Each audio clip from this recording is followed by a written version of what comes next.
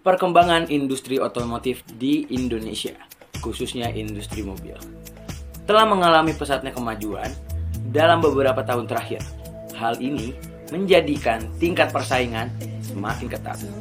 Setiap produsen mobil berlomba-lomba melakukan inovasi terhadap produk mereka, menciptakan beragam merek dan jenis mobil yang memenuhi beragam kebutuhan di pasar.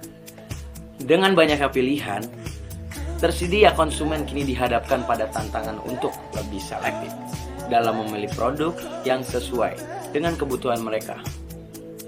Faktor yang menjadi pertimbangan utama bagi konsumen sekarang dalam menentukan pilihan adalah nilai dan manfaat yang dapat diperoleh dari suatu produk serta biaya yang perlu dikeluarkan untuk memperoleh produk tersebut.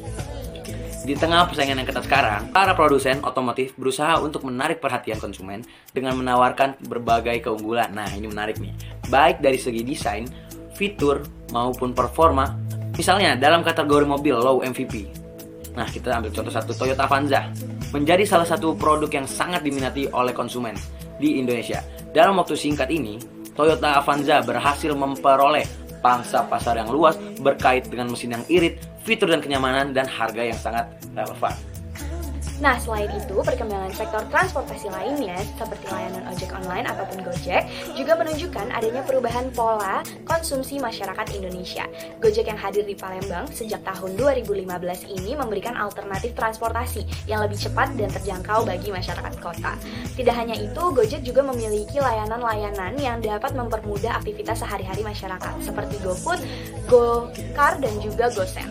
Lalu dengan semakin pesatnya perkembangan teknologi ini, Gojek menjadi salah satu perusahaan yang memimpin revolusi industri transportasi di Indonesia, meskipun dihadapkan dengan persaingan ketat dari angkutan umum tradisional dan juga aplikasi transportasi lainnya seperti Grab dan juga Uber.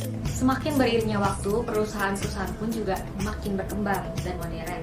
Nah, contoh hal menarik yang dapat kita analisa di era globalisasi ini adalah perusahaan lokal Gojek dan perusahaan asal Jepang yang telah mendunia, Toyota, dan bagaimana cara mereka menghadapi persaingan.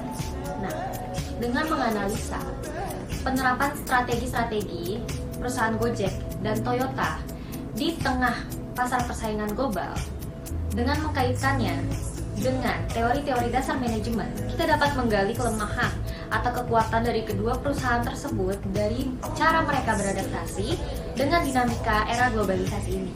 Dengan menganalisa kedua perusahaan tersebut mengenai teori-teori dasar manajemen, itu dapat memperluas wawasan kita mengenai bagaimana kedua perusahaan tersebut bertahan di tengah persaingan era globalisasi ini.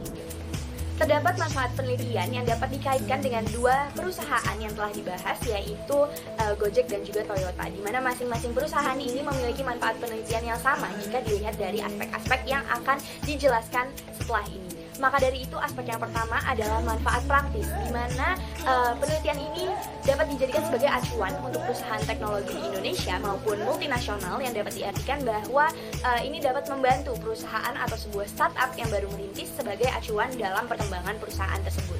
Lalu yang kedua, ada manfaat kebijakan, yaitu penelitian ini dapat menjadi sebuah masukan kepada pemerintah terkait bagaimana kebijakannya mengacu pada investasi asing, internasionalisasi perusahaan lokal, dan lain sebagainya. Yang ketiga yaitu manfaat sosial dan budaya.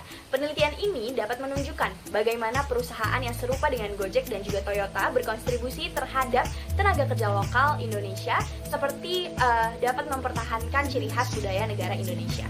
Dan yang terakhir adalah manfaat akademis, di mana penelitian ini dapat memperkaya literatur terkait strategi dalam sebuah perusahaan yang berhubungan dengan internasionalisasi dan multinasional pada pasar negara-negara yang berkembang. Kali ini aku akan menjelaskan tentang teori-teori yang akan dikaitkan dengan studi kasus perusahaan Gojek di Indonesia dan perusahaan Toyota di Jepang. Oke, teori yang pertama adalah fungsi manajemen. Fungsi manajemen itu meliputi perencanaan, pengorganisasian, pengarahan, dan pengendalian. Yang kedua adalah prinsip manajemen. Prinsip manajemen seperti bagian kerja, otoritas, disiplin, dan satuan arah digunakan untuk mengarahkan strategi bisnis. Teori ketiga adalah perspektif global.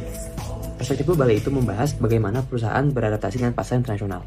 Teori yang keempat, keputusan manajer. Keputusan manajer melibatkan pemilihan alternatif terbaik untuk mencapai tujuan perusahaan. Teori yang kelima adalah strategi korporat. Strategi ini melibatkan perencanaan tingkat tinggi untuk mencapai keberlanjutan perusahaan. Teori yang berikutnya adalah definisi pengendalian. Definisi pengendalian adalah proses memastikan pencapaian tujuan organisasi itu sesuai rencana. Dan teori yang terakhir adalah mengelola perubahan inovasi. Jadi kita mengawasi perubahan untuk memperkenalkan ide-ide baru atau perbaikan yang dapat meningkatkan kinerja organisasi. Gojek dan Toyota merupakan perusahaan besar yang bergerak di ranah yang berbeda. Namun hal ini menunjukkan kesamaan mereka dalam pendekatan strategi, yakni sama-sama mengedepankan orientasi pelanggan sebagai inti dari bisnis dan merupakan strategi yang diadopsi oleh kedua perusahaan ini. Keduanya terus berinovasi untuk memenuhi kebutuhan pasar global yang dinamis serta menjadi kunci untuk tetap relevan di tengah persaingan pasar global yang ketat. Saat menganalisis Gojek dan Toyota, kami menerapkan pendekatan yang berbasis teori manajemen. Analisis ini dilakukan melalui langkah-langkah seperti halnya mengidentifikasi masalah, yaitu kita mengidentifikasi cara beradaptasi dari tantangan utama yang dihadapi oleh Gojek dan Toyota di pasar global dan juga lokal. Hal ini juga yang menghubungkan isu tersebut dengan dinamika persaingan antara kedua perusahaan. Globalisasi serta perkembangan teknologi yang cukup pesat. Analisa ini juga mencakup perbedaan yang diadaptasi oleh Gojek dan Toyota. Berikut kita akan kaitkan upaya kedua perusahaan menggunakan teori-teori dasar manajemen. Mari sekarang kita jelaskan bagian hasil dan analisa melalui perspektif fungsi dan prinsip manajemen. CEO Gojek, Nadiem Makarim, beserta pendirinya, merencanakan terciptanya aplikasi Gojek dengan niat ingin mempermudah kebutuhan sehari-hari masyarakat Indonesia. Gojek juga merencanakan aspek persaingan globalnya loh, dengan memperluas posisinya, yaitu dengan memasuki Vietnam dan muncul di platform transportasi Vietnam bernama GoViet, yang kemudian berganti nama menjadi Gojek Vietnam. Dalam pengorganisasian, perusahaan Gojek kita bisa lihat upayanya mengajarkan, memberi SOP, memberi perintah kepada pekerjanya untuk memastikan pekerjaan terjalan dengan baik dan efisien. Dan dalam aspek commanding, kita bisa lihat perusahaan Gojek ini memberi arahan kepada pekerja pengemudinya untuk memastikan layanan ini sesuai standar yang sudah ditetapkan oleh perusahaan Gojek agar beroperasi dengan efisien juga. Lalu dalam bagian coordinating, kita bisa lihat perusahaan Gojek ini mengharuskan dirinya untuk memastikan integrasi antara berbagai layanan seperti, karena mereka kan mempunyai layanan seperti GoFood, GoPay, atau GoSend.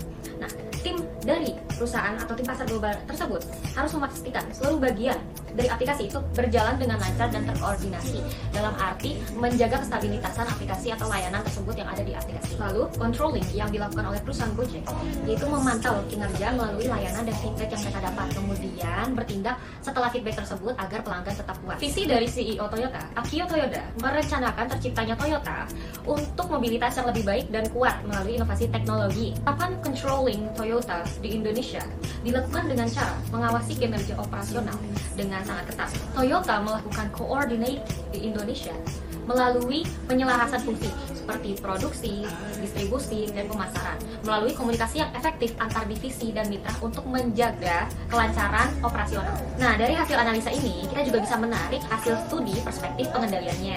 Jika dilihat dalam perspektif global, Gojek dan Toyota mengadopsi perspektif global polisentris, di mana saat Gojek di Vietnam dan Toyota di Indonesia, mereka tahu kalau pendekatan manajemen terbaik dan praktik kerja terbaik yaitu menurut tuan rumah dari negara tersebut.